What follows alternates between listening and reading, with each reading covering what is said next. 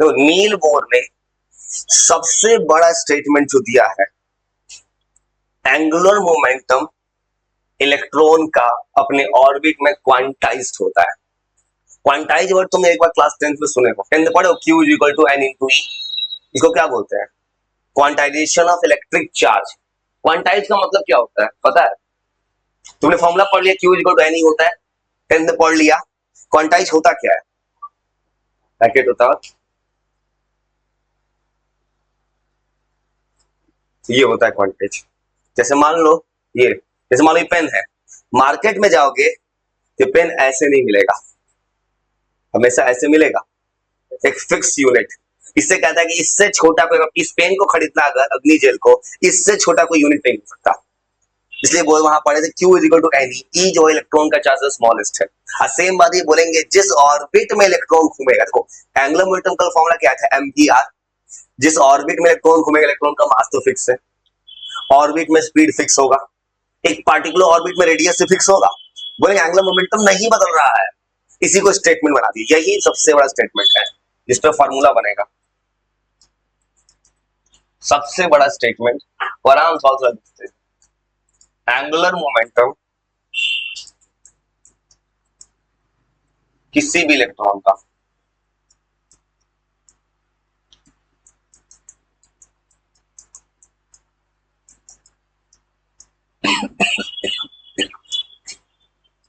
In an orbit, ये always quantized.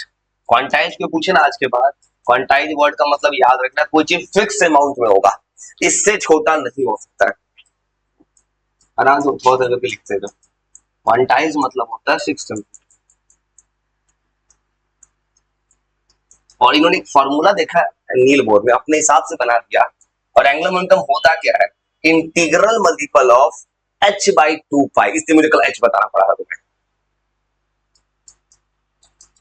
जैसे तुम 10th पढ़े थे कि टोटल चार्ज क्वांटाइज्ड होता है, इंटीग्रल मल्टीपल होता है इलेक्ट्रॉन के चार्ज का, Q is equal to N।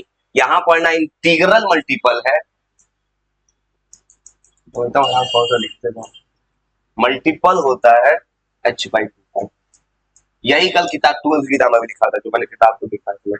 इसका मतलब कि दुनिया में कोई भी इलेक्ट्रॉन अपने ऑर्बिट को घूमता है ना, उसका एंगुलर मोमेंटम इतना होता है।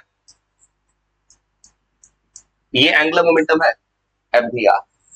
इंटीग्रल मल्टीपल है, मतलब इसके क्या मल्टीप्लाई करेंगे, n, ये बन गया फॉर्मूला nh बाई 2 पाई। ये होता है एक फॉर्मूला, जो तुम्हें याद रखना है 12th क्लास तक, तो एकदम आराम से धीरे। फॉर्मूला में तुमको सब कुछ पता है पहले से। m जो है मास है इलेक्ट्रॉन का, जो होता है 9.1 10 का पावर माइनस 31।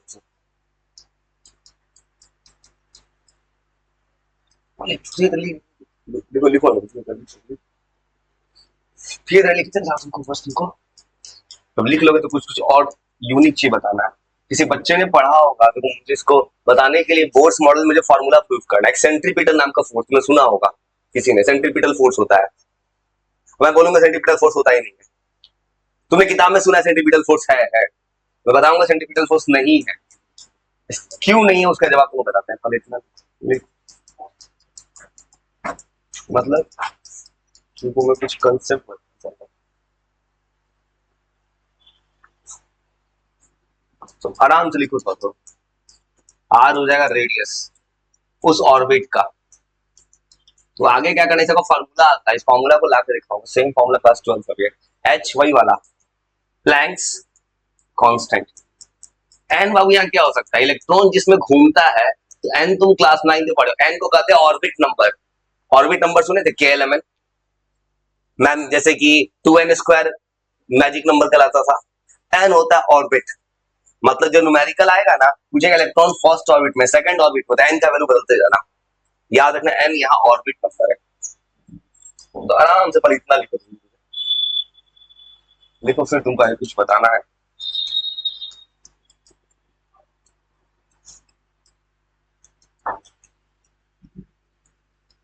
ये ऑर्बिट नंबर है, जिस ऑर्बिट में इलेक्ट्रॉन घूमेगा।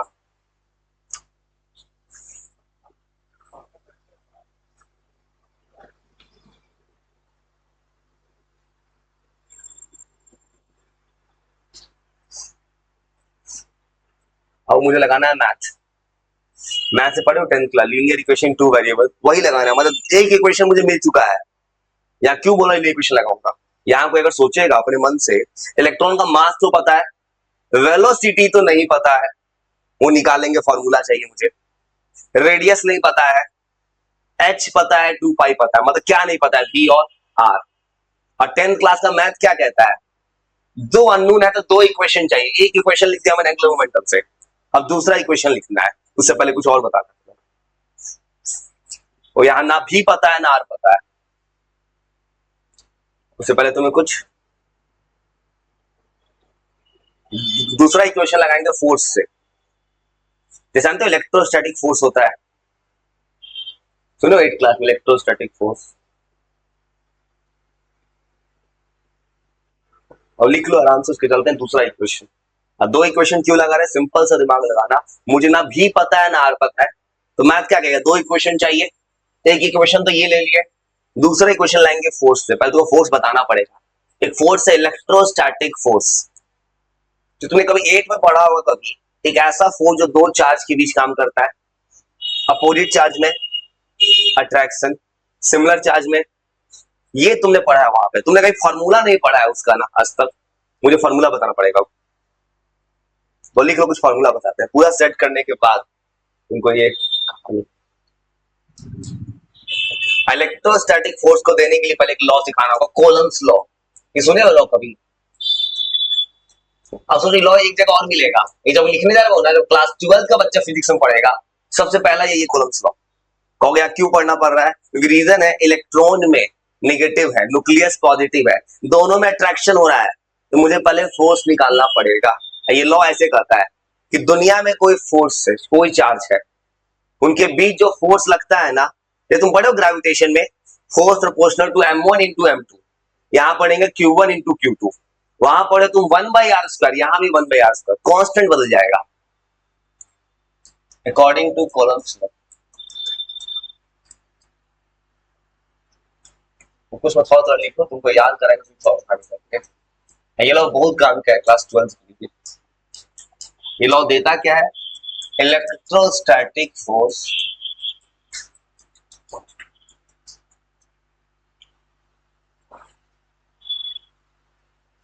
किसी भी दो चार्ज के बीच में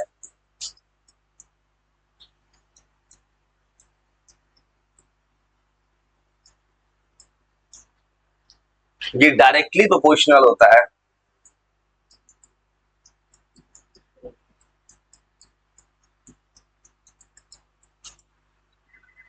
प्रोडक्ट ऑफ चार्जेज। और इतना लिख के तुमको याद करना, मेरा स्टेटमेंट मत रखना इतना बड़ा, तुमको सिंपल वर्ड में समझना है। चार्ज का प्रोडक्ट है और इनवर्सली प्रोपोर्शनल है। लग रहा है फॉर्मूला क्लास 9 से कनेक्टेड है ग्रेविटेशन से, वहां पढ़े थे प्रोडक्ट ऑफ मास, यहां आ गया चार्ज। वहां पढ़े थे इनवर्सली प्रोपोर्शनल होता है डिस्टेंस के स्क्वायर के, ये तुमने क्लास 9 से पढ़ा होगा, square of distance between them.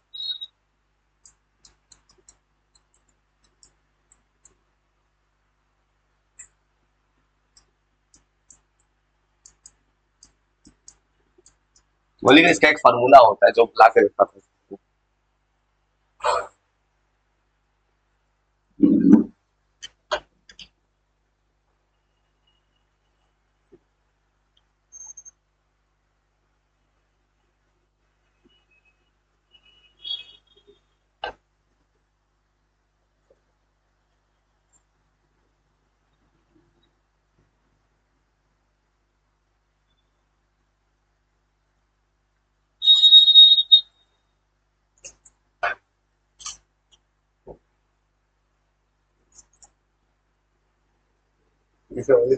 Formula बनाया जा रहा है, एक फार्मूला प्रूफ, ये 100% क्लास 12 में आएगा। ये फार्मूला लिख रहा है 11 12 दोनों में यही फार्मूला। ये फार्मूला ऐसे आता है, जैसे मान लो दो चार्ज है मेरे पास, और तुमने ऐसा कभी देखा हो, दो चार्ज, किसी चीज का मास कहाँ होता है, उसके सेंटर पे। दिस इज डिस्टेंस कहां से है, सेंटर से, दोनों के बीच का डिस्टेंस r है, दो अलग अलग चार्ज है, तो क्या लिखोगे? देखो तो फार्मूला क्या कहता है, ऐसा रटना मत, बस याद रखो। क्या बोल रहा है? चार्ज में अट्रैक्शन रिपल्सन कुछ भी हो सकता है साइन के ऊपर। ये फोर्स है इलेक्ट्रोस्टैटिक, किसके प्रोपोर्शनल? चार्ज के प्रोडक्ट के। क्या लिखोगे? F proportional to Q1 into ऐसे लिखेंगे। अब 1/r²। लग रहा है कभी देखे हो तुम, कभी क्लास 9 से बस M1 M2 देखे थे वहां तो। वहां पे कांस्टेंट क्या आया था? वहां आया था कैपिटल G। यहाँ एक नया कांस्टेंट आएगा 1/4πε0। ये क्या बोल रहा हूँ मैं, तुमको याद कराएंगे। और मेरे दिमाग में बस एक ही चीज चल रहा है, अगर कोई भी ऐसा टॉपिक हो जो 11th और 12th से कनेक्टेड है उसको बता देना चाहिए। इससे फायदा क्या हो, तुम जिंदगी में किसी भी कॉर्नर पे कहीं जाओगे तो वह पहले से कुछ सुन के रखो, तुरंत दिमाग रिकॉल कर चाहिए, पहले पढ़े थे कभी।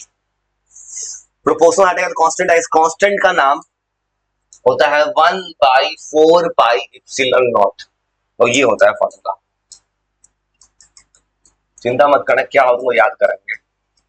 ऐसे लिखना, ये सिंबल को देखे हो, ऐसे बनाना है। क्लास 12 तक वो सिंबल याद रखना है। इस सिंबल को बोलते हैं इप्सिलन नॉट। चिंता मत, तुमको याद करेगा। इस सिंबल को प्रोनाउंस करते हैं हम लोग, ये तो पढ़ते हो अल्फा बीटा थीटा, उस तरह से सिंबल का एक्सप्रेशन नाम है। इस सिंबल को बोलते हैं, प्रोनाउंस करते हैं इप्सिलन। इप्सिलन नॉट प्रोनाउंस करना है। तो इप्सिलन नॉट कहां से है? तुम जैसे पढ़ते हो थीटा बीटा सिग्मा, उसी तरह के नाम है ये। जैसे पढ़ते हो 10th में रेसिस्टिविटी का रो होता है, ऐसे सेम तरह के नाम है। और इस पूरे का वैल्यू होता है जो रट जाना, ग्रेविटेशन में रटते हो 9 × 10⁻⁹। यूनिट पता कहां से लिखूंगा, तो इसको मुझे यूनिट लिखने का मन है। तो यहाँ क्या है? फोर्स का न्यूटन। देखो अगर इसकी यूनिट ऐसे लिख दूंगा बिना रटे हुए, मुझे इसका वैल्यू, इसका यूनिट चाहिए। ऊपर है फोर्स का न्यूटन, नीचे क्या है? आर का स्क्वायर। आर मतलब डिस्टेंस, डिस्टेंस मतलब मीटर स्क्वायर। ऊपर चला गया, ऊपर क्या आ गया? Metre square. Q1 into Q2 क्या है? चार्ज। चार्ज का यूनिट कोलम। क्या आ जाएगा कोलम का? जब इतना लिख दिए एक और चीज लिख देते हैं और 2 मिनट रुकते हैं याद करने। इसका वैल्यू होता है, और अब जो लिखा है मैंने कहा तुम याद कर गए तो तुम्हारे 12th के किताब का काम हो गया। सामने किताब दिखाएंगे 12th का एनसीईआरटी का फर्स्ट चैप्टर।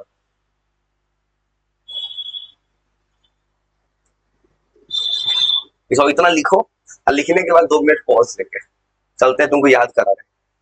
मुझे वो बिल्कुल नहीं करना है कि तुम्हें लिख देना है कुछ भी सजा से आके, या तुम उसको बना नहीं पाए, याद नहीं कर पाए। और लिखते हो सबसे पहला काम बोर्स का जो एंगुलर मोमेंटम क्वांटाइज था 60 सेकंड वो पढ़ो। ये कुछ नहीं किए हैं, इसका वैल्यू होता है। अब ये कैसे आई वैल्यू को याद करना है। जैसे पढ़ते हो कैपिटल जी का रटना होता है, रटना है 12 तक वो वैल्यू याद करना। लेकिन याद हो, देखो ऐसे किसी को होता है कि फर्स्ट टाइम को देखेगा तो अजीब लगेगा ही, एक बार 2 बार सुनाओ तो अपने आप याद हो जाएगा। तो उसके बोला लिख के बैठ जाओ, लिख लोगे। चलते हैं थोड़ा सा टाइमिंग की तरफ, थोड़ा थोड़ा लिख रहा लिख, चलते हैं थोड़ा थोड़ा करके याद करते हैं। सबसे पहला काम वो बोर का जो एंगुलर मोमेंटम था क्वांटाइज्ड, वो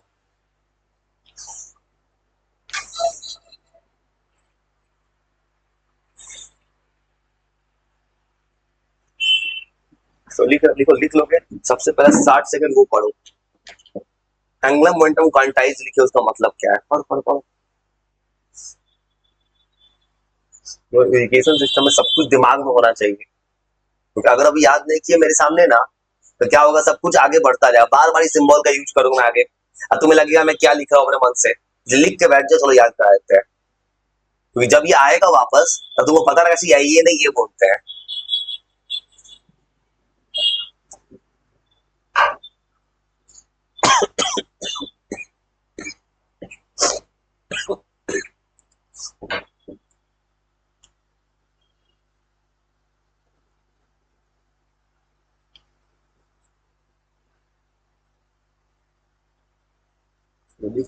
लिख के सबसे पहले बोर का स्टेटमेंट पढ़ना हो। एंगुलर मोमेंटम कंजर्व होता है जो लिखा है इसमें फार्मूला के साथ।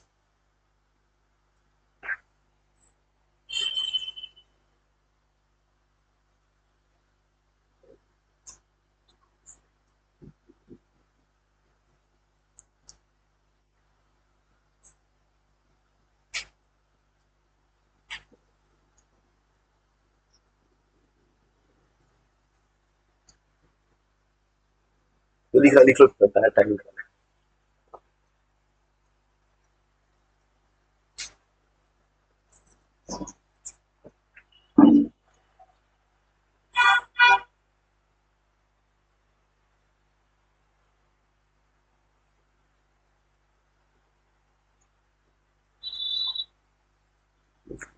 तो जो लिख लिया बस नील बोर का स्टेटमेंट पढ़ना। वो स्टेटमेंट क्लास 12 की किताब में भी था कल जो दिखाई दे एटम्स चैप्टर में। नील बोर ने जो बोला है फार्मूला, कोशिश करो दिमाग में सेट कर दो।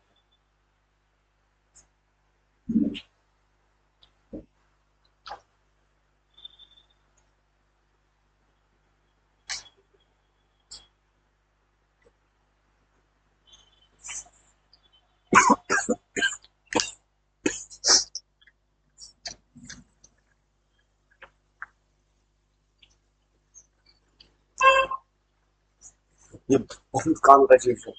तुम ऑनलाइन पढ़ोगे ना तो एक और चैनल बताता हूँ मैं, वहां देखना, तुम इस टॉपिक को पढ़ के देखना। मैक्सिमम जगह केमिस्ट्री में क्या बोलेगा, एक कांस्टेंट को के याद कीजिए। के पढ़ाता है लोग, क्योंकि बोला है बच्चा 12th पढ़ेगा, ये के बताएगा लोग यहाँ पे इसको, बोलेगा 12th पढ़े। मेरा कहना अभी से अगर याद रखोगे तो उस समय तक जल्दी दिमाग में गेन करेगा, इसलिए मैंने बता दिया है। इसलिए बता दिया है भाई। और नील बोर्ड का स्टेटमेंट सुनाओ। और ऐसे भी कुछ ज्यादा कुछ नहीं करेगा, जब तक दिमाग चलेगा चलेंगे, जब तक दवाई का असर चल रहा है चल रहा है। रीड कर पाए, याद कर पाए। नील बोर्ड ने क्या, नील बोर्ड का स्टेटमेंट कहता है कि अगर कोई इलेक्ट्रॉन अपने ऑर्बिट में घूमता है क्या फिक्स होता है, angular momentum. Angular momentum quantized होता है, ये पता याद का स्टेटमेंट है। अब फार्मूला हो जाएगा, देखो एंगुलर मोमेंटम क्या होता है, एम वी आर, किसके इक्वल है, NH बाई 2 पाई। अब इंटीग्रल मल्टीपल H बाई 2 पाई, इसका कहने का मतलब कि जितना भी इलेक्ट्रॉन है ना, ये मान लो फर्स्ट ऑर्बिट का इलेक्ट्रॉन है, देखो H तो फिक्स है, कल जो तुम याद किए 2 पाई फिक्स है, N बदलता जाएगा। दूसरा ऑर्बिट आएगा चाहे 2 रख देंगे, 3 रखेगा 3 रख देंगे, मतलब H बाई 2 पाई, इससे छोटा कोई एंगुलर मोमेंटम हो नहीं सकता है ज्योति के, पर तो Q इक्वल टू N। वहां क्या पढ़ा गया 10th में, इलेक्ट्रॉन से छोटा कोई चार्ज नहीं है। थोड़ा सा फिर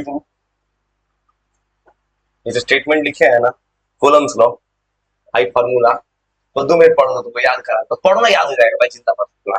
थोड़ा फिर आगे चलते हैं।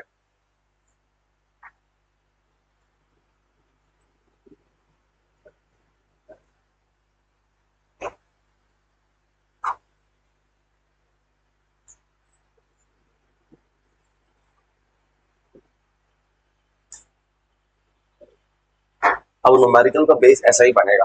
न्यूमेरिकल बनाने के लिए मैं सब कुछ कर रहा हूँ, मैं प्रूफ करूंगा। तो मैं कहीं देखोगे ना, कहीं पे देख से मान लो कल लड़की बोली क्या सीधा सामने फॉर्मूला लिख दिया, मैं चाहूंगा रेडियस का डायरेक्ट फॉर्मूला लिखूंगा 0.529 n स्क्वायर बाई z। उससे नुकसान क्या होगा, बच्चा फॉर्मूला रट जाएगा। फॉर्मूला कहां से आया उसका दिमाग क्लिक नहीं करेगा। कोई किसी कॉम्पिटिटिव एग्जाम बैठेगा तो उसको कंसेप्ट पता होना चाहिए। मैं तो बोलूंगा रट जाओ, आई गूगल बोल के, आई हो गया जो मैं इतना मेहनत कर रहा हूँ एक फॉर्मूला लाने के लिए रेडियस का, मैं ऐसे लिखूंगा रट जाओ भाई, फॉर्मूला होता है। ये भी कर सकता हूँ मैं, रट जिससे क्या होगा, बच्चा रट गया, क्या करना है पता ही नहीं है। इसमें क्या कर रहा हूँ, फॉर्मूला को लाने के लिए 2 इक्वेशन तैयार कर रहा हूँ। पहला इक्वेशन है एंगुलर मोमेंटम से, दूसरा लाएंगे फोर्स से। इस फोर्स को जाके इक्वल मारेंगे, जब इलेक्ट्रॉन खींचता है तब न्यूक्लियस खींचता है, इलेक्ट्रॉन क्या करता है, सर्किल में घूमता है, तब किसको इक्वल करेंगे, सेंट्रीपिटल से, तब जाके 2 इक्वेशन होगा, तब जाके सॉल्व होगा। बस वैल्यू याद कर जाना, थोड़ा सा रीड कर जाओ, बहुत काम देगा। लिखिए थोड़ा सा रीड कर जाओ, बहुत काम देगा, याद रखना उनको, जो तुम बस याद करना कर, बहुत काम देगा। First chapter Google, first chapter क्या है, इलेक्ट्रिक चार्ज एंड फील्ड। तो है सामने, मैं फिर दिखाता हूँ, मैं सामने फर्स्ट चैप्टर खोज रहा हूँ मैं, तो बच्चा अगर मेरे को तो यही फॉर्मूला लिखा है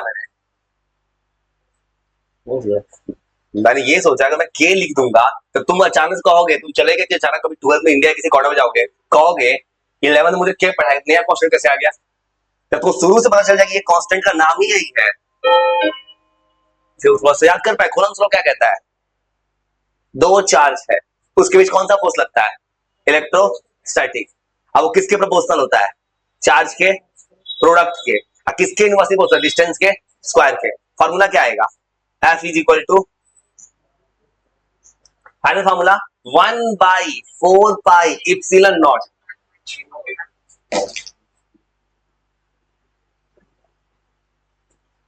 तो ये फॉर्मूला है 1/4 पाई एप्सिलॉन का वैल्यू,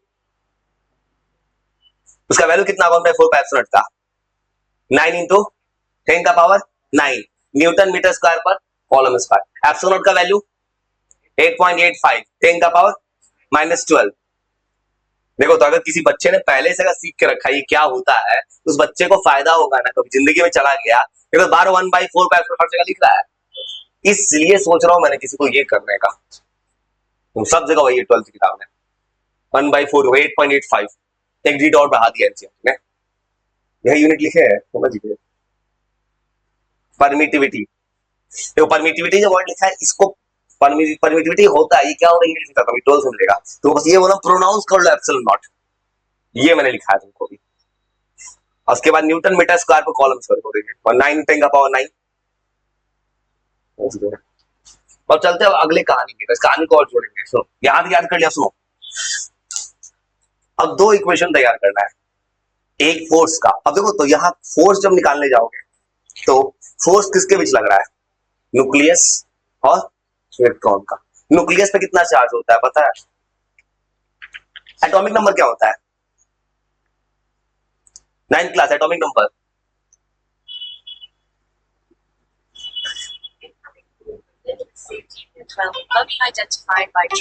भाई मैं किसी से बात नहीं कर रहा है, कोई कितना फोन कर रहा है,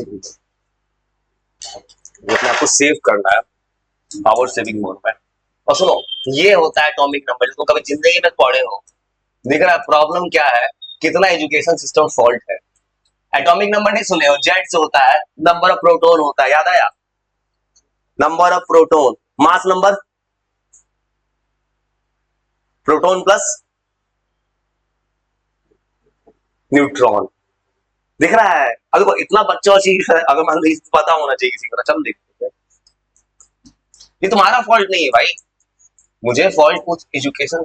तो फिर एक कॉल फिर रिपोर्टर फोन कर रहा था, बोलता है तो वैसे ही खोजता रहता है।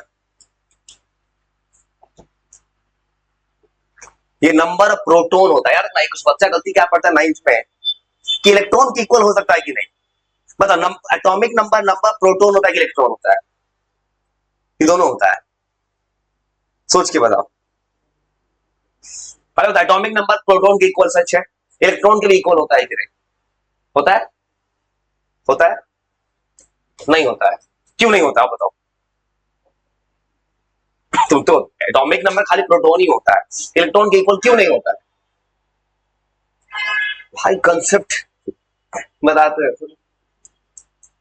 आज पता है क्या पूछ रहा हूँ, पता है 9th के बच्चों को ऐसे तैयार करता हूँ, उनको पहले से ही से पता है, जिंदगी में कभी जाओगे ना, कभी आप कहीं बहुत बड़े भीड़ में कोई जाता है जहाँ पे 1-2% बच्चा बहुत तेज होता है तो तुरंत जवाब दे देता है, ये नंबर ऑफ प्रोटॉन्स होता है। क्यों बताता क्यों नहीं होता है, तो किसी बच्चे के दिमाग में बच्चा ने यस क्यों बोला, उसके दिमाग में क्या चल रहा है, तो बच्चा ऐसे यस बोल रहा है, सोच रहा है क्या हमारा ऑक्सीजन बोले कार्बन बोले, बच्चा सोच रहा है क्या ये प्रोटॉन होता है 6, इलेक्ट्रॉन में कितना है 6, बोला दोनों इक्वल हो गया। इक्वल कब हो रहा है, यहाँ कोई चार्ज है, अगर मैं वो ऐसे लिख दिया मैं 10th क्लास की तरह Na+1, अब बताओ तो कटायन आ गया। सोडियम का एटॉमिक नंबर कितना होता है 11, प्रोटॉन कितना होगा 11, एक प्लस चार्ज मतलब एक इलेक्ट्रॉन क्या है कम है, इलेक्ट्रॉन कितना हो गया 10। इसलिए हमेशा ये बात बोलना, कुछ पूछे इतना डेप्थ में बोलना, अगर न्यूट्रल एटम है इलेक्ट्रॉन प्रोटॉन बराबर है, कटायन होगा तो प्रोटॉन कम है इलेक्ट्रॉन ज्यादा है, अनायन होगा तो इलेक्ट्रॉन ज्यादा। अब याद है कुछ कभी पढ़े थे तुम सब चीज,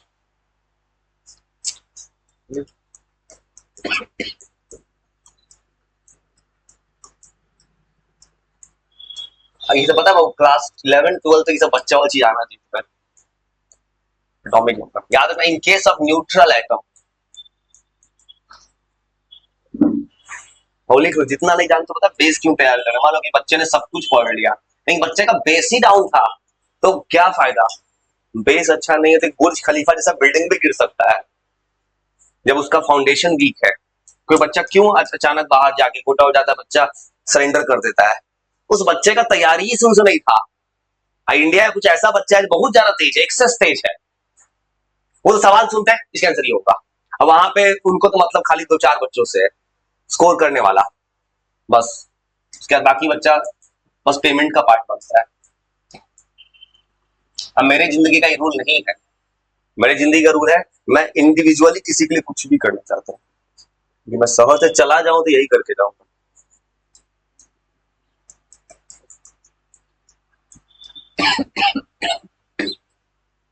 और याद रखना ये सब बात थोड़ा थोड़ा, इसका तुम ये भी नहीं जानते होगे एटॉमिक मास क्या होता है। तब तो एटॉमिक मास क्या होता है? Atomic mass mass number same होता है गलत होता है? बताओ पहले, सेम गलत? एटॉमिक मास सुने हो कभी? एटम का मास है, मास नंबर सुन लिए, प्रोटॉन पर दोनों सेम है गलत है? अलग है, तो क्या अलग है? कोई दिक्कत नहीं, को सब लिख देते हैं, चलो। अब पता है ये चीज अभी कहोगे क्या चीज, पता है अभी का ये प्रॉब्लम निकल गया, ठीक है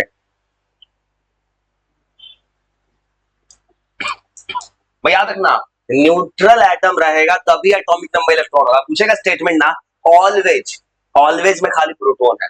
अगर मैं डालेगा इंग्लिश का मॉडल तब हो सकता है, इन केस ऑफ कटायन। ये सब बात याद रखना, ये सब तुम 9th क्लास में चैप्टर था एटम्स एंड मॉलिक्यूल, नहीं उससे पहला चैप्टर स्ट्रक्चर ऑफ एटम, वहां पढ़ना था ये सब चीज 9th क्लास में। 9th में भी चैप्टर था ये स्ट्रक्चर ऑफ एटम।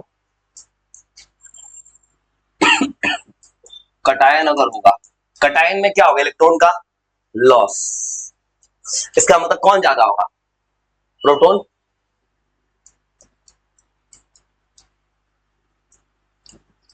मुझे लिखना तो उसको साइड में, बस ये सब लिख रहा है। मान लो मैं तुम बहुत एक्स्ट्रा कुछ बताते जा रहा हूँ और तुम्हारा दिमाग में नॉलेज आ रहा है फिर जा रहा है, क्या फायदा? इस बात को थोड़ा याद रखना, कभी मत भूलना जिंदगी में। और एटॉमिक मास क्या होता है, मैं तुमको जैसे एक वर्ड बोलूंगा ना, तुमको अच्छा ये पढ़ याद आ गया, तुम तुरंत रिकॉल कर लोगे सुनते। 9 में कौन ज्यादा होगा? इलेक्ट्रॉन।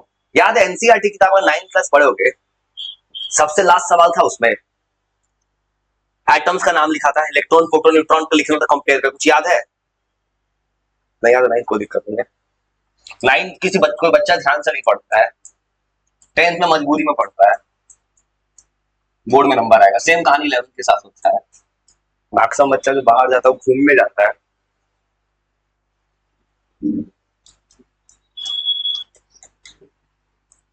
तो एक होता है मास नंबर। मास नंबर जो होता है ये तुम समझो, मास नंबर होता है प्रोटॉन प्लस न्यूट्रॉन का सम। किसी नोट करते याद है? मास नंबर किसी नोट करते थे, याद करो 9th में।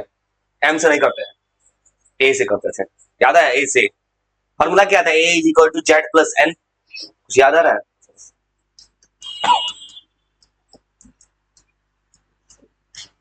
समझे? इसीलिए दिमाग रिवीजन खोजता है।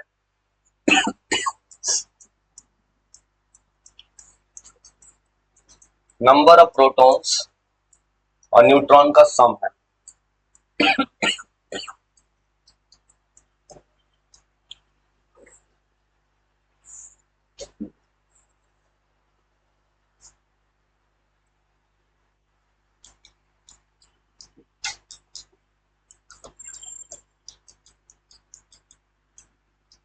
इसको डिनोट किया जाता है ए से, और तुम फॉर्मूला ये पढ़े हो 10th में, A is equal to Z plus N. Hydrogen के पास कितना न्यूट्रॉन होता है यार? खाली हाइड्रोजन बोल रहा है, हाइड्रोजन एटम कितना न्यूट्रॉन है? 0। 0 से 0 है, सही है। 0 कैसे है? 0 सही है, 0 कैसे हो रहा है? उसमें ऐसे होता है, देखो मैंने हाइड्रोजन बोला, हाइड्रोजन से लिखते हो H11, तो ऊपर वाला क्या कराता है? Mass number. नीचे है एटॉमिक नंबर, एटॉमिक नंबर है 1, ऊपर वाला मास नंबर, दोनों का सम होता है। प्रोटॉन 1 है तो न्यूट्रॉन कितना हो गया? 0। ये सवाल तुमने कभी बनाया है? इलेक्ट्रॉन प्रोटॉन न्यूट्रॉन लिखो, ये सवाल था। इसमें कोई पूछेगा, इलेक्ट्रॉन है 1, प्रोटॉन है 1, न्यूट्रॉन है 0। जैसे इसी का वो भाई है आइसोटोप्स, याद है? इसको ड्यूटोरियम बोलते थे, डी। इसमें क्या हो जाएगा, इलेक्ट्रॉन एक, प्रोटॉन एक, न्यूट्रॉन भी एक। तुमको एटॉमिक मास यूनिट क्या होता है वो थोड़ा बताते हैं जो तुम नहीं जानते।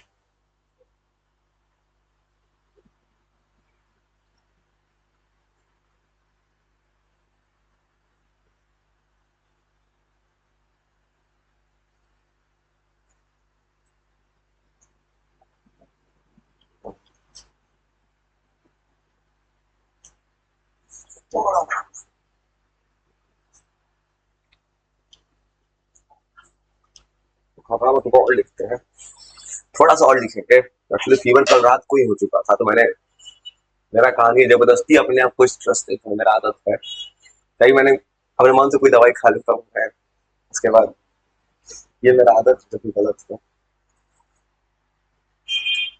ज्यादा कुछ नहीं है, थोड़ा सा और लिखते हैं। तो एटॉमिक मास को ऐसे बनाते थे, याद करो, 1/12 ऑफ कार्बन 12 एटम, कुछ याद आ रहा है? एएमयू याद है, यूनिफाइड मास, कुछ याद आया? 1/12 ऑफ सी 12 याद है, रिलेटिव होता है कार्बन के एस्पेक्ट में। चिंता मत करना, सब याद आ जाएगा।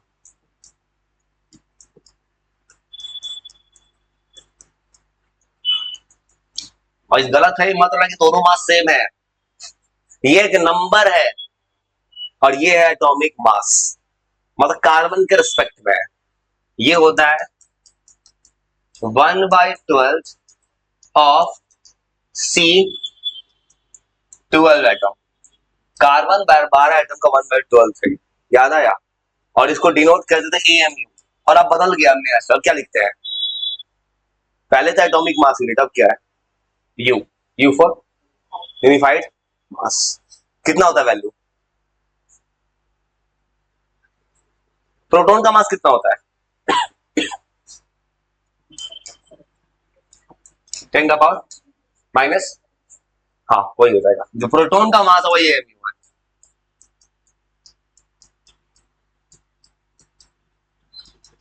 इसको रिप्रेजेंट किया जाता है,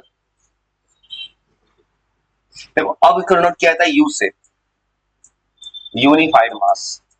जैसे वो 9th क्लास में पहली बार सिखाया गया हो केमिस्ट्री में कि जब कोई लिखा रहा है तो 1 यू लिखते हैं, वो ये वाला वैल्यू लिखे थे। तुम 6 7 भी बोल सकते हो, किताब में ये वैल्यू लिखा होगा मेरे को, याद है ये वैल्यू? तो नियर बाई प्रोटॉन का मास है।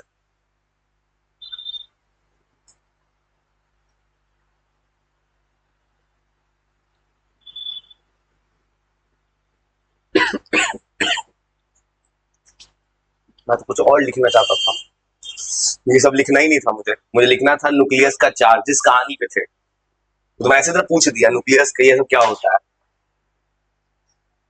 अब आओ सोच के बताओ, लिख लो सोच के बताओ। आज जो लिख रहा है नहीं फिर काम देगा 12th में, क्यों? 12th के चैप्टर का नाम है न्यूक्लियाई, न्यूक्लियस। बच्चा थोड़ा भी सिंसियर का सोचो, न्यूक्लियस पे कितना चार्ज है, क्लू देते हैं। न्यूक्लियस के अंदर क्या 12 कार्बन थोड़ी बोले, कोई भी न्यूक्लियस दुनिया का, न्यूक्लियस के अंदर कौन होता है? Proton, neutron. चार्ज, न्यूट्रॉन का चार्ज नहीं है, मतलब चार्ज कौन देगा? प्रोटॉन। एक प्रोटॉन का चार्ज कितना होता है? 9 पॉइंट मास हो गया प्रोटॉन का चार्ज, एक प्रोटॉन 1.10 का पावर -19 कॉलम। और याद है, तो तुम 10th क्लास में पढ़े, उसको स्मॉल ई से लिखते हैं। अब देखो कैसे पता करते हो, मुझे एक जनरल फॉर्मूला लिखना है ना कि दुनिया के सारे न्यूक्लियस के लिए, देखो तो कैसे लिखूंगा दिमाग से, लिख रहा लिख।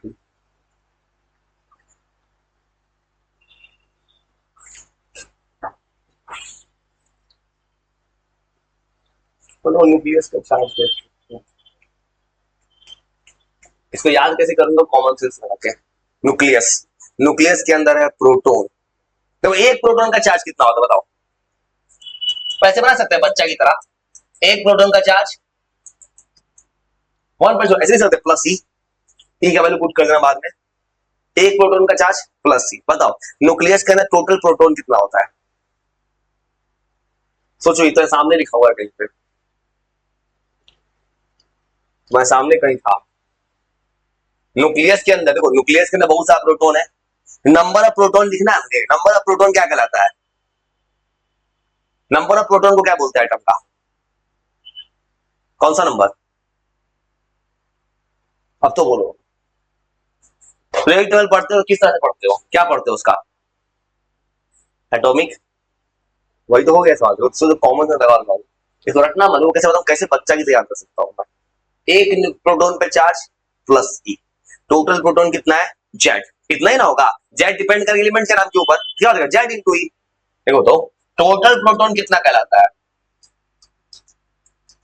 तो मैं तो बना रहा हूं जनरल फॉर्मूला। टोटल प्रोटॉन कितना होता है? जेड होता है। एक प्रोटॉन का चार्ज प्लस सी, और टोटल प्रोटॉन है जेड। तो अब टोटल चार्ज कितना आ जाएगा? जेड इंटू ई, ये होता है चार्ज। न्यूक्लियस का चार्ज जेड इंटू ई होता है। आपके पूछे पता, ये भी एमसीक्यू को सवाल है, रटना मत, कॉमन सेंस लगाना। नंबर ऑफ प्रोटॉन जेड, एक का चार्ज ई, जेड इंटू ई। क्यू को क्यों लिख रहा हूं मैं? क्योंकि जब मुझे फोर्स लगाना है, तुमको पता है इलेक्ट्रॉन को खींचेगा कौन? न्यूक्लियस खींचेगा। तो न्यूक्लियस का चार्ज भी तो पता, न्यूक्लियस का चार्ज मैंने निकाल दिया पहले से। इलेक्ट्रॉन का चार्ज मुझे पता है, एक इलेक्ट्रॉन खींचेगा ई होता है, मतलब एक फोर्स निकल गया, इलेक्ट्रोस्टैटिक्स। अब इसका दूसरा फोर्स आएगा, सेंट्रीफ्यूगल।